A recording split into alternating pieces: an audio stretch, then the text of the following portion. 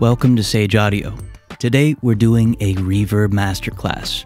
But first, if you have a mix that you need mastered, send it to us at sageaudio.com to receive a free mastered sample of it. Algorithmic reverb. Most of the reverbs that you use will be algorithmic. Even if they say spring reverb or plate reverb, they're all being created using an algorithm. This is done by using multiple delay taps at various levels and with EQ filters to simulate the reflections of a room or reverb device. That said, let's listen to algorithmic emulations of plate, chamber, or room, and other algorithmic emulations to better understand how versatile this form of reverb is. There's something about you I don't like, yeah. Ooh, there's something about you I don't like, yeah. There is something about you I like, yeah. Hey, something about you I like, yeah. Convolution reverb. Convolution or impulse response reverb is created by using an impulse response, which is a transient recorded in a physical space. This impulse or recording gives the plugin information about the size of the room, the frequency response or nodes and antinodes of the room, the attack and decay times, and more. This is a very versatile form of reverb since you can find and load various impulse responses to create realistic reverb. Let's take a listen. There's something about you I don't like, yeah. Ooh, yeah, something about you I don't like, yeah. There is something about you I don't like, yeah. Hey, something about you I don't like, yeah. If you're enjoying the video, consider hitting the like button. It really helps us bring you more videos. How to create your own reverb. Convolution reverb gives us an easy way to create our own reverbs. All you need to do is record a clap or other sharp transient in a room that you want to emulate. We'll edit it to get just the transient and the tail.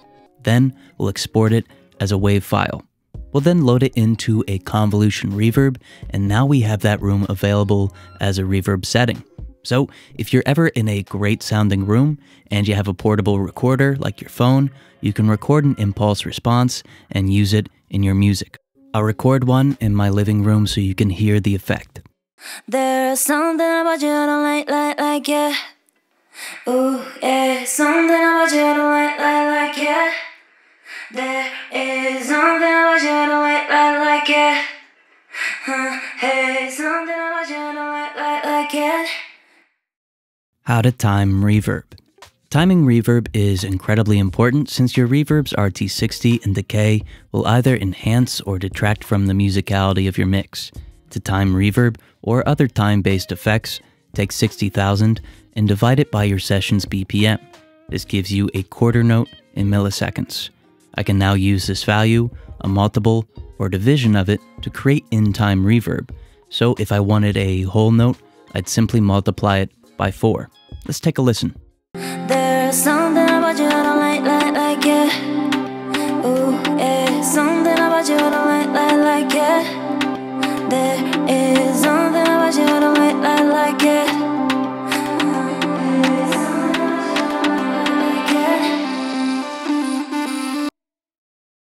Equalizing reverb. Equalizing your reverb can help your reverb blend in or stand out depending on what you're trying to accomplish. For example, I'll create a send and insert my reverb on the aux track, then I'll insert an EQ. With this EQ, I'll boost the highs and dip the lows. This is going to create a bright, more noticeable sound. Now, some plugins like the FabFilter Pro R include an EQ in the plugin itself. Let's take a listen. There's something about you I don't like, yeah. Ooh, yeah, something about you I don't like, yeah. There is something about you I don't like, yeah. Hey, something about you I don't like, yeah.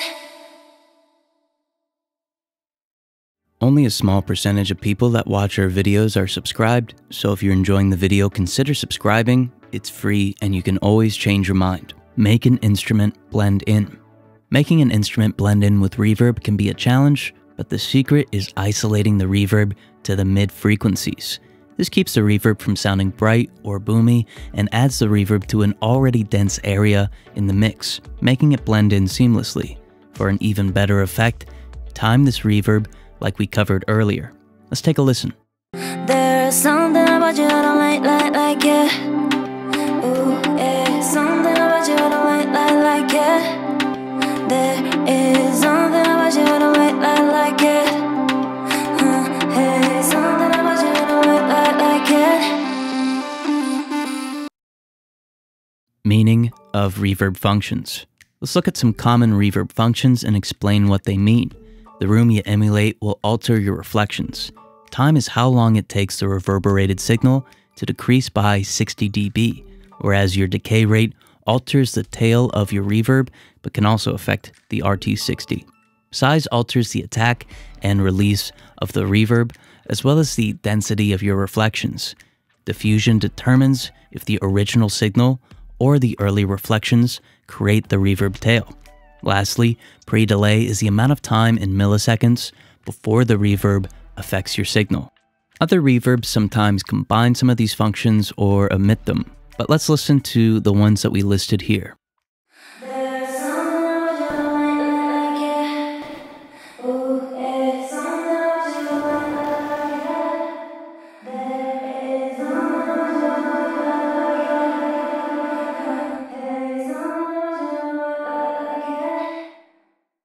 If you'd like our custom plugin presets, samples, loops, session tracks, MIDI packs, and download sheets, join and become a member, and if you change your mind, you can cancel anytime.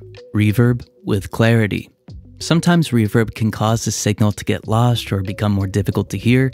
To avoid this, use a pre-delay time of 10 to 50 milliseconds to let the transient pass through unaffected. Additionally, attenuate the reverberated signal from around 1.5 to 3.5 kHz to keep this area drier. Combined, these two effects will help retain the clarity of your signal. Let's take a listen to a vocal with these settings used. There's something about you I don't like, yeah. Ooh, yeah. Something about you I don't like, yeah. There is something about you I don't like, yeah. Hey, something about you I don't like, yeah. Automating reverb. Automating reverb is a great way to add some complexity to your mix.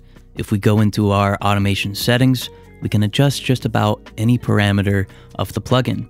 So say in a verse, we want the vocal to become more intelligible, we could increase the pre-delay. Or for a creative effect, we could increase the RT60 to its max value, then quickly drop it back down. This really opens up a lot of possibilities. Let's take a listen to it.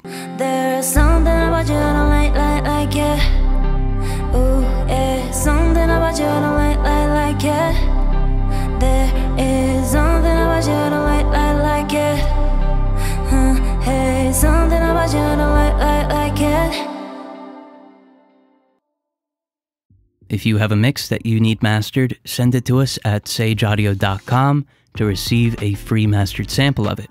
Also, join and become a member for exclusive advanced videos, future plugin presets, samples, MIDI packs, and more. Thank you so much for watching.